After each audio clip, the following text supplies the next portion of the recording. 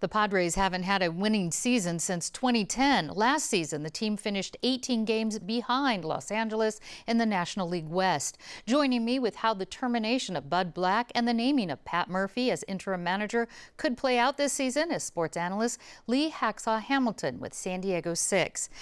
And Hacksaw, as you like to be called, welcome. Thank you.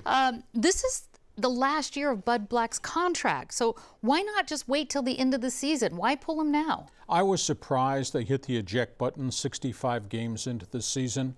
Season's not over, still a lot of baseball to be played. Normally, if you were into August and your season had unraveled, maybe you'd make this move, going forward with somebody new for the last month of the year, looking towards next year.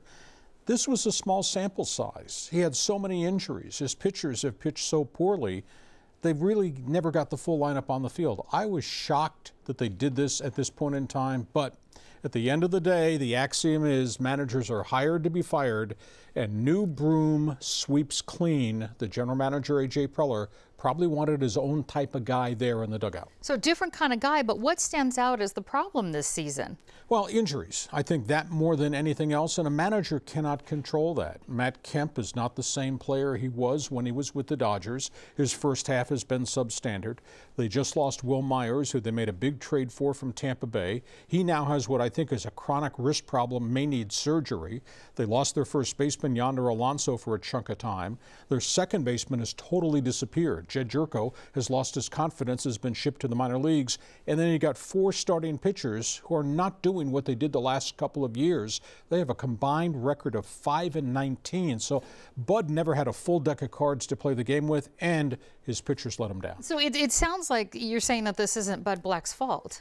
I think a piece of it might be his fault, but I think the preponderance of the problem is on the field and on the roster. I think at the end of the day, a manager controls the temperature of the clubhouse, motivates players, has to be positive.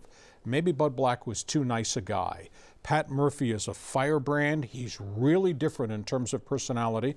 And maybe A.J. Preller, the GM, is just of the opinion we have to change the culture of what's going on in that clubhouse to get better results on the field. Do you think expectations were actually higher this year because of the record payroll? This talk show host turned TV guy said they were going to be 90-72 and win the National League West. So I guess yes.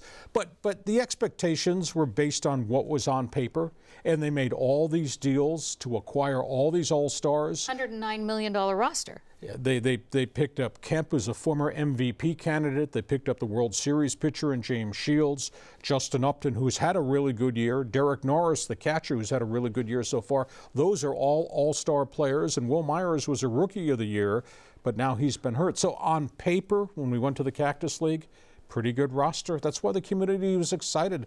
That's why their ticket sales were up 600%. Now, it's a disappointing start, but there's still a lot of baseball to be played. They're hoping a lot more games. How many more games? Well, there's 90 plus. 90 plus games. And they're hoping they can put themselves back in the pennant race, and they're not really out of the pennant race at all. Let's talk about Pat Murphy now, interim manager named this morning. What can you tell us about him briefly? Very successful career, Arizona State, Notre Dame, left in a sea of controversy, NCAA violations. Padres hired him to manage in the lower farm system, did a good job developing young players, elevated him to AAA. AAA managing is really hard. It's a revolving door of roster players. You got guys coming down who are angry. You got guys coming up to AAA who are trying to get to the major leagues.